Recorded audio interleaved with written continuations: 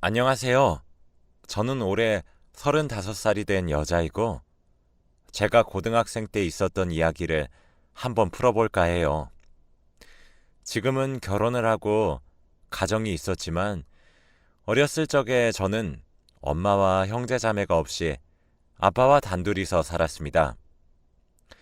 저희 아빠는 다른 평범한 사람들과는 조금 달랐어요. 저희 아빠는 뇌졸중 증상이 있으셨는데, 그때는 병원비가 여유치 않아서 수술을 계속 미루다가 결국은 수술을 해도 완치를 하지 못하는 경우까지 가버렸죠. 그래서 저희 아빠는 말을 하지 못합니다. 매번 어버어버거리시며 말을 하시는 게 처음에는 힘들었지만 그래도 나중에는 수첩과 펜을 지니고 다니시며 저와 의사소통을 하셨어요. 저희 아빠는 말을 하지 못해서 일을 구하는 것에 한계가 있었고, 결국 새벽에 나가서 저녁에 들어오는 몸을 써야 하는 막노동을 해야 했습니다. 저는 그런 아빠가 전혀 부끄럽지 않았고, 저에게 늘 다정다감하게 대해주시면서 정성스럽게 키워주셔서 그런 아빠가 너무 좋았어요. 하지만 초등학교에 들어가니 친구들의 장난은 정말 날이 갈수록 심해지더군요. 저희 동네는 좁아서 초등학교가 하나밖에 없었는데 다들 저희 아빠가 말을 하지 못하는 장애인인 것은 다 알아요. 그리고 저희 집이 가난하다 보니 매일 늘어진 티셔츠에다가 낡은 신발, 그리고 해질 대로 해진 청바지를 입고 학교를 갔죠. 그러니 친구들은 냄새나 너랑 안 놀아 라고 하던가, 혹은 제 생일날에는 비누를 저에게 주며 야, 이걸로 좀 씻고 다녀 라고 하였습니다. 그래도 그때는 그런 친구들의 행동은 다 장난이라고 여겼고 기분도 그렇게 나쁘지 않았어요. 그런데 초등학교 고학년이 되니까 아이들이 점점 머리를 쓰면서 지능적으로 저에게 폭력을 쓰더라고요. 담임 선생님 몰래 제 책상 밑에 있던 교과서들을 다 찢어놓고는 거지는 공부하면 안 돼 라고 하거나, 혹은 숙제를 한 공책들을 숨겨놓고 저 혼자 벌 청소를 하도록 시키고, 청소를 하고 있으면 자기들이 쓰레기를 더 만들더라고요. 그래도 저는 묵묵히 반항하지 않고 졸업이라도 하자는 생각으로 그들의 폭력을 견뎠습니다.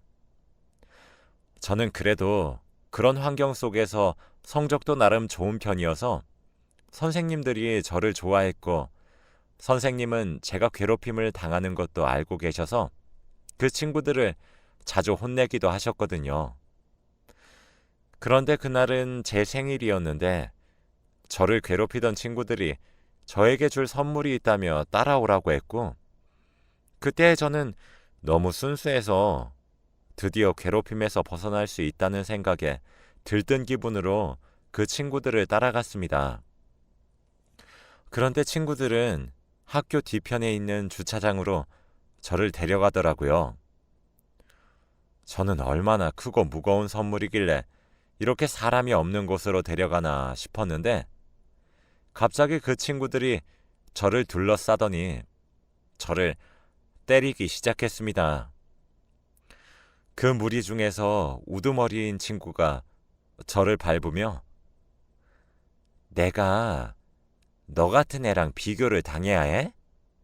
넌 거지에다가 엄마도 없고 장애인 아빠를 가지고 있으면서 왜 나보다 공부를 더 잘하고 선생님은 왜 너를 더 좋아해? 라고 하는 게 아니겠어요. 알고 보니 친구의 부모님은 저를 비교 대상으로 삼아서 어떻게 엄마 없고 말 못하는 아빠의 자식보다 더 성적이 낫니? 라고 하셨나 봐요. 그게 계속 쌓이다 보니 그 친구는 화가 나서 제 생일날 저를 밟은 것이고요.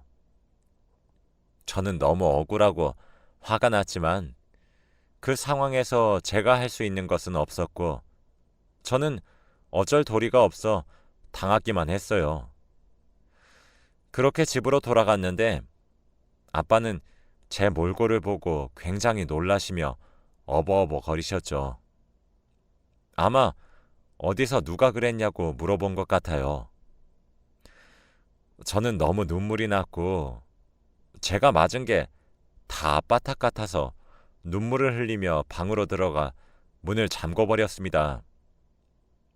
저는 베개에 얼굴을 파묻고는 펑펑 울어버렸죠. 도대체 제가 무슨 잘못을 했길래 이런 폭력을 당해야 하는지, 만약 아빠가 말도 다른 아빠들처럼 잘하고 엄마도 살아계셨다면 이런 일은 안 당했을 거예요. 그 순간부터 저는 말을 못하는 아빠가 생애 처음으로 미워졌습니다. 저는 그날 이후로도 계속되는 그들의 폭력에 결국 졸업을 하자마자 다른 동네로 이사를 갔고 새로운 중학교를 입학했습니다. 그곳에는 저를 모르는 사람들로 가득했고 과거의 이미지를 변신할 수 있는 기회였죠. 초등학생 때의 나쁜 기억으로 인해 아빠가 장애인인 것을 알게 되면 저는 또 폭력을 당할 것만 같아 친구들에게 저희 아빠를 소개하지 않았답니다. 중학생이 되니 외모에도 관심이 많아지고 치마도 짧게 줄이고 화장도 과하게 많이 했습니다. 그때 저는 사춘기였어서 유행에 민감했고 저는 돈이 없던 아빠에게 아빠, 나 요즘 유행하는 패딩 사줘. 나만 없단 말이야. 라고 하니 아빠는 항상 저에게 돈이 없다고 하지만 학교를 마치고 집으로 가면 늘 패딩이 있었습니다. 저는 철없이 아빠한테 이거 사달라 저거 사달라 고집을 피우곤 했죠.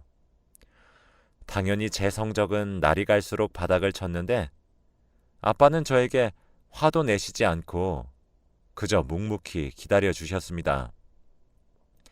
아빠가 그럴수록 저는 더 막 나갔고 집에도 잘 들어오지 않았으며 학교도 자주 가지 않았어요. 선생님은 저희 아빠가 말을 못 하시는 것을 알고 문자로 요즘 수진이가 학교도 잘 안 나오고 너무 반항이 심하네요. 저도 최선을 다해봤지만 한계입니다. 아버지, 집안에서의 최선의 조치를 취해 주시길 바래요. 라고 문자가 왔고 아빠는 결국 참다 못해 제가 오자마자 화난 표정으로 어버버 거리시며 저를 벽에 세웠고 제 종아리를 회초리로 때리셨습니다. 저는 아빠의 벌이 끝나자마자 아빠에게 내가 이렇게 된 게 누구 때문인데 그럼 아빠가 말이라도 하던가 내가 얼마나 아빠가 부끄러운 줄 알아? 라고 하며 아빠에게 말했고 아빠는 눈물이 맺히시는 것 같았어요. 그렇게 저는 아빠와 서먹서먹한 관계로 고등학생이 되었는데 공부를 못해서 실업계 고등학교를 진학했습니다. 저는 친구들과 더 많이 친해질수록 아빠의 존재를 숨겼고 부모님이 두 분 다 돌아가셔서 혼자서 산다고 했습니다. 그러니까 친구들이 더 저에게 잘해주더라고요. 그런데 친구들과 학교를 마치고 길을 걷다가 앞에서 아빠가 걸어오는데 저는 인사를 할까 말까 고민을 했지만 친구들은 제가 아빠가 없는 줄 알고 있었기 때문에 무시를 했죠.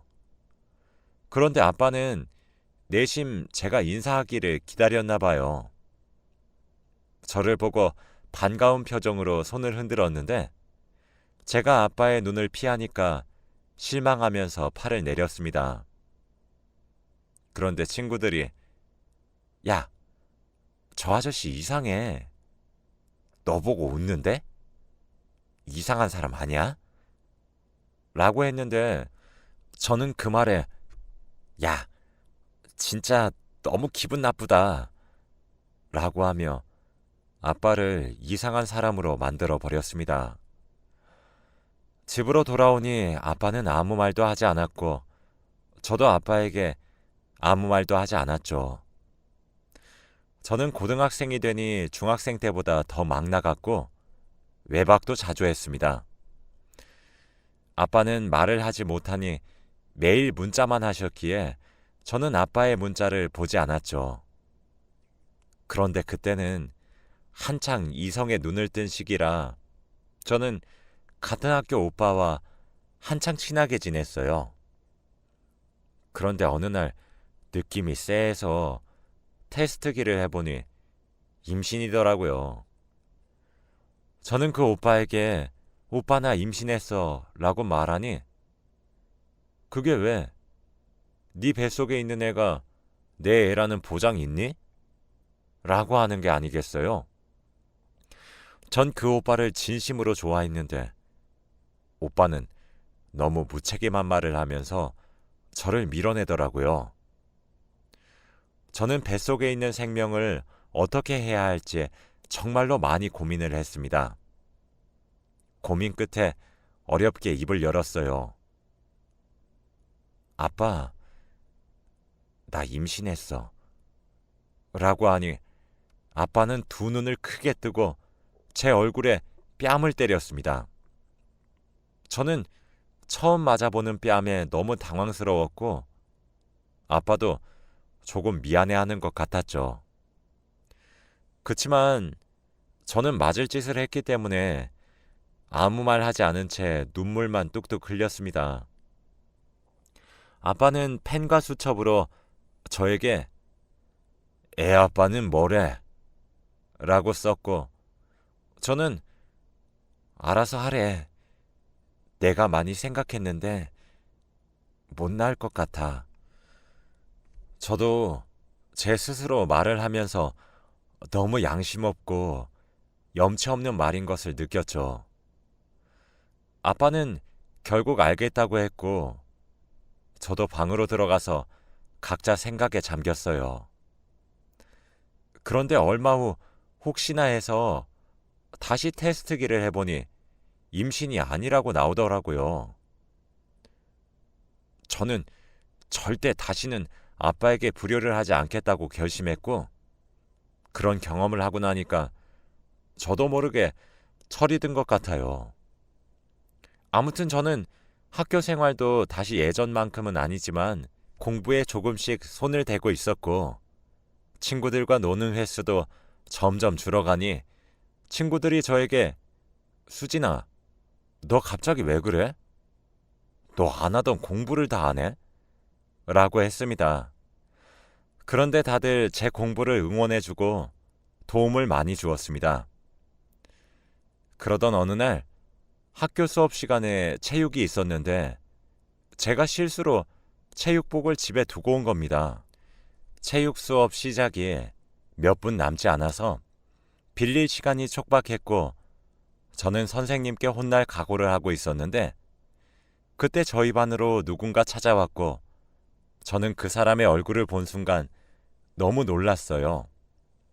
바로 저희 아빠였거든요. 아빠는 제가 체육복을 두고 간 것을 알고 집에서 학교까지 가지고 온 것이었습니다. 다들 낯선 사람의 등장에 전부 다 아빠에게로 눈길이 쏠렸고 아빠는 저를 보며 오라는 손짓을 했습니다. 어쩔 수 없이 아빠에게 다가갔는데 그때 반으로 들어오던 친구들이 수진이 아버지세요? 아, 맞다. 수진이 아버지 없지? 라고 말을 하더군요. 그때 아빠는 어버버거리며 주머니에서 수첩을 꺼내면서 뭐라고 끄적이고 있었던 찰나에 저는 아빠의 손을 막았습니다. 예전에 친구들에게 아빠가 없이 혼자서 살고 있다고 거짓말을 했었는데 이렇게 아빠가 나타나면 제 거짓말은 들통나는 거고 저는 초등학생 때 당했던 폭력을 또 당할까봐 저도 모르게 아빠는 무슨 옆집 아저씨야. 나 아빠 없잖아. 라고 해버렸습니다. 아빠는 당황을 하면서 글을 쓰던 손을 멈췄고 친구들은 아, 역시 라고 했죠. 저는 아빠에게 아저씨, 고마워요. 얼른 들어가세요. 라고 했습니다. 저는 아빠에게 너무 미안했지만 그 당시에 저는 어쩔 수 없었어요. 저는 학교를 마치고 집으로 돌아가면 아빠 얼굴을 볼 자신이 없어서 그날은 친구 따라서 친구의 집으로 갔습니다. 그런데 친구는 너무 평범하고 엄마, 아빠, 그리고 동생까지 아주 화목한 집안이다 보니 엄마가 없는 저는 친구의 어머니가 저에게 수진이 배 많이 고프지? 아줌마가 금방 차려줄게. 라며 아주 다정하게 말씀을 해주시는데 처음 느껴보는 엄마의 손길에 저는 눈물이 조금 맺혔습니다. 5명이서 도란도란하게 밥을 먹는데 생애 처음으로 느껴보는 가족 같은 분위기에 너무 행복했고 친구의 집에서 살고 싶더라고요. 엄마가 없고 아빠가 말을 못해서 저는 항상 밥을 먹으며 아무 대화도 없이 먹어야 하는데 친구의 집은 대화가 끊길 틈도 없이 다 같이 오늘 있었던 일들을 말하며 저녁 식사를 했습니다. 그때 아빠가 너무 미웠고 그냥 저를 이 집으로 입양시켰으면 좋겠다는 생각까지 했습니다. 그렇게 친구 집에서 자고 집을 들리지 않는 채로 바로 학교로 갔는데 선생님께서 수학여행 공지를 하더라고요.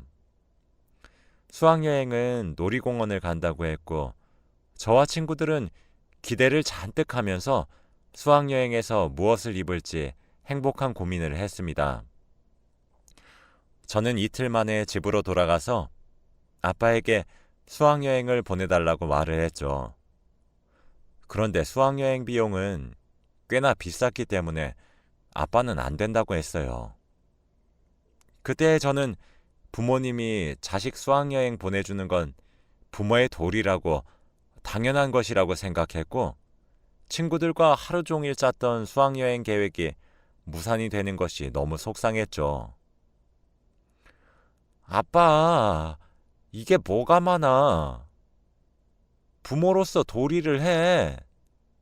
이젠 가난도 너무 지겨워. 딸, 정말이야. 수학여행 비용이 우리 5일치 생활비인데 이번 한 번만 아빠가 부탁할게. 아빠가 한 번도 이렇게 분탁한 적 없잖아. 수학여행 가면 우리 굶어야 해. 아빠, 내가 이런 말까진 안 하려고 했는데 아빠가 장애인이니까 일을 안 시켜주는 거 아니야. 그냥 나는 아빠가 죽어버렸으면 좋겠어. 그럼 돈이라도 나오잖아. 차라리 혼자서 살고 싶단 말이야. 저는 아빠에게 모진 말을 내뱉고 방으로 들어왔는데 아빠에게 너무 죄송스럽더라고요. 그래도 이제 와서 사과를 하면 제가 지는 기분이라 아빠에게 아무 말도 하지 않았고 다음 날 아침에 아빠는 흰 봉투를 식탁 위에 얹어놓고는 수학여행비다 라고 쪽지를 남기고 출근을 했습니다. 그래, 이렇게 줄 거면서 이왕 주는 거 시원하게 주지 라고 생각했어요. 그렇게 전 수학여행을 갈 수 있었습니다. 제 수학여행 돈 때문인지 아빠는 저녁에도 일을 한다고 집에 잘 들어오지 않았고 저는 아빠 걱정은 하지 않은 채 하루 종일 집에서 수학여행 가는 날만 기다렸어요. 그렇게 수학여행 가는 날이 되었고 저는 그곳에서 쓸 용돈이 필요했죠. 아빠에게 아빠 나 용돈 줘 라고 했습니다. 수진아, 수학여행비 메꾼다고 아빠 요즘 일 많이 하는 거 알잖아. 제발, 응? 아빠, 그러니까 돈이 더 생길 거 아니야. 그냥 돈 줘. 아니면 확 나 집 나가버린다. 라고 했죠. 아빠는 놀고 있으면 계좌 이체해 줄 테니 통장 가지고 수학여행 가. 라고 했고, 그때는 지금처럼 카드를 들고 다니면 됐던 시대가 아니어서 통장을 들고 가야만 했습니다. 저는 무조건 입금해. 나 놀이공원에 있을 때 안 보내면 계속 전화하고 문자한다. 라고 한 뒤 기분 좋은 마음으로 수학여행을 떠났습니다. 동네에서 벗어나서 친구들과 놀고 있다 보니 아빠 생각은 전혀 나지 않았고 오히려 집에 돌아가고 싶지 않았습니다. 놀이공원에 갔고 거기서 머리띠도 사고 다양한 기념품들을 사기 위해서는 돈이 필요했는데 아빠는 계속 돈을 보내주지 않았어요. 저는 친구들과 같이 있었기 때문에 전화는 하지 못했죠. 그래서 계속 문자로 아빠 왜 돈 안 보내? 아빠 진짜 이럴 거야? 나 계속 돈 안 보내면 집 안 들어가? 진짜 안 보내? 그럼 나 확 죽어버린다. 라고 했어요. 그랬는데도 아빠는 돈을 끝까지 보내주지 않았어요. 결국 다른 친구가 돈을 빌려주겠다고 했고 저는 아빠에게 돈을 받지 못했죠. 그런데 그때 아빠가 뒤늦게 급해서 그러는데 이 문자 받으면 전화 좀 해줘 라고 연락이 왔더라고요. 저는 이제서야 연락을 하는 아빠가 너무 괘씸했고 친구들이랑 노는 것에 더 집중을 하고 싶었기 때문에 저는 그 문자를 무시했어요. 아빠가 없어도 친구가 돈을 빌려주어서 돈도 필요가 없었거든요. 그렇게 재미나게 놀고 수학여행이 끝나서 집으로 돌아가니 아빠가 없더라고요. 저는 또 일하러 갔나 싶었고 마침 TV를 틀어보니 한 장애인 남성이 사망했다는 비극적인 뉴스가 흘러나오고 있었습니다. 다른 프로를 틀어도 그 뉴스만 잔뜩이었고 순간 나쁜 예감이 스쳐 지나갔습니다. 그런데 그때 모르는 번호로 전화가 왔고 전화를 받으니 안녕하세요. 여기 경찰서인데 김현철 씨 자녀분 맞으세요? 얼른 지금 오셔야 할 것 같은데요. 라고 하더군요. 저는 급히 옷을 챙겨 입고 바로 경찰이 말하는 장소로 갔어요. 그런데 어떻게 그럴 수 있는지 그 비극적인 뉴스의 주인공이 바로 저희 아빠였습니다. 경찰의 말을 들어보니 아빠는 놀이공원에 있을 저에게 돈을 보내주기 위해 은행으로 갔는데 그때 마침 강도가 들이닥쳤다고 해요. 아빠는 그 사람에게 무릎을 꿇고 수첩을 꺼내서 지금 저희 딸이 돈이 너무 필요해서 그래요. 제발 이 돈만 보내게 해주세요. 라고 썼고 그 강도는 네가 딸이 있는지 없는지 내가 어떻게 알아? 그럼 지금 당장 문자 보내서 전화하라고 해. 네가 전화하면 신고할 수도 있으니까. 라고 했고 아빠는 제게 그런 문자를 보냈던 것이었어요. 저는 아빠의 문자를 보고도 친구들과 더 놀고 싶다는 생각에 전화를 하지 않았던 것이죠. 저는 그 자리에서 주저앉아 펑펑 울며 죄책감에 시달렸습니다. 제가 만약 전화를 걸었다면 아빠는 그런 일이 생기지 않았을까요? 차라리 제가 처음부터 아빠한테 돈을 보내라고 하지 않았다면 아빠는 애초부터 은행에 갈 일이 없었을 거고 그 강도를 마주칠 일도 없었겠죠.